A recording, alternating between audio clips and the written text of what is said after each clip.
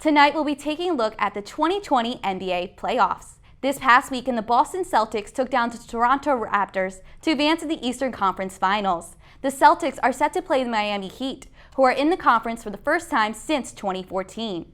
Hunter, what is going to be the key difference maker in the Miami Heat versus Boston Celtics series? Yeah, appreciate it, Madison. Obviously, it's good to be back once again, DJ. Yep. The key difference, I'm going to look at the Miami Heat. In 5 games against the Bucks, they hit 21 more threes than Milwaukee did. So they're going to have to keep that red-hot shooting. They're getting them up and they're making them. So Miami Heat, they're going to have to carry that into this Eastern Conference Finals against the Boston Celtics. And the Celtics, way too many turnovers last time against the Toronto Raptors. They were careless with the ball. More conservative Game 7 that led to the victory for them there. If they're able to keep the ball and keep Miami Heat out of transition, I think that's going to be the key difference in this series. Yeah, I think Jason Tatum is really going to be key for the Celtics too. He really needs to take his game up to the next level this series. He had 29 points in each of Games 6 and 7.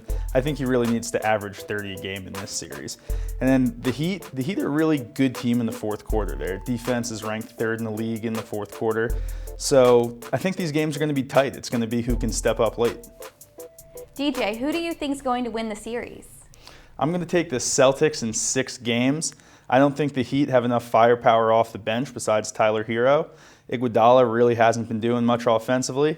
So we'll see what happens, but I think Celtics in 6. I would like to disagree with you here, DJ, but I can't. I got to go with the Boston Celtics here as well. And like you said, outside of Jimmy Butler, how many guys really scare you off the bounce when it comes to the Miami Heat? And the Celtics, they got him. Jason Tatum, Jaylen Brown, Kemba Walker. They may even get Gordon Hayward back. They have so many shot makers on this team. I know the Heat have the edge in terms of size of Bam Adebayo in the middle, but I think they'll be able to squeak by physically and get enough rebounds to secure the victory and advance to the NBA Finals for the first time since 2010. Mm-hmm. After defeating the Houston Rockets and ending their season, Hunter, what did you see from the Lakers in this series? And do you trust them in the conference?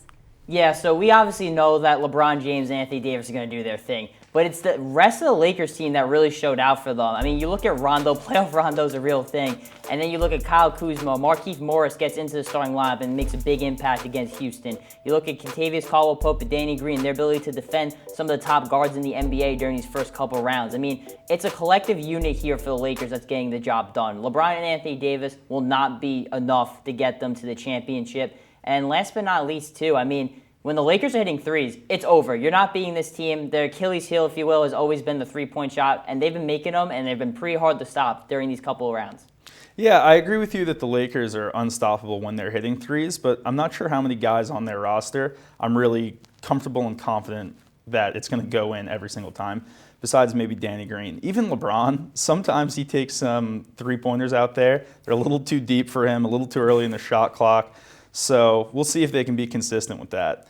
And then I think it's also going to be interesting to see how Frank Vogel reintroduces the centers back into his lineup. They played a lot of small ball versus the Rockets, with the Rockets having P.J. Tucker at the 5. So we'll see what Dwight Howard and JaVale McGee are able to do this series. Mm-hmm. The Denver Nuggets are set to play the Los Angeles Clippers on Game 7 this Tuesday. DJ, who do you think will take the Lakers next round?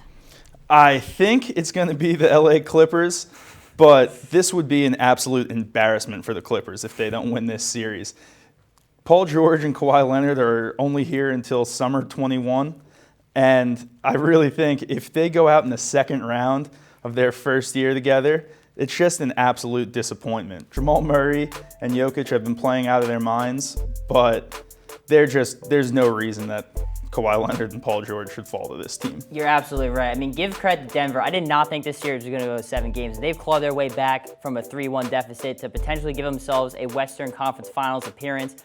I look at the Clippers, though. I mean, we saw what happened the last time Kawhi Leonard was in a Game 7. I think we're going to see some similar stuff again. He's been phenomenal in the playoffs. And looking at Paul George, now we're calling him Pandemic P. Now he's Plausible P. Maybe it'll be pretty good P at some point in this series, but Paul George needs to step up too, and the rest of that team. And I agree with you. I think the Clippers are just an overall better team, and I think we're going to see a battle for LA in the Western Conference Finals this year. Yep.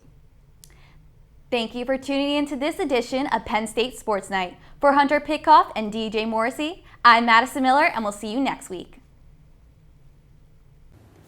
Thank you for watching our latest edition of Penn State Sports Night. If you're a fan of our content, please be sure to subscribe to our YouTube channel for more clips. Also follow us on Twitter at PSSN TV and on Instagram at PSU Sports Night to keep up with the action. For all my colleagues, we are Penn State Sports Night.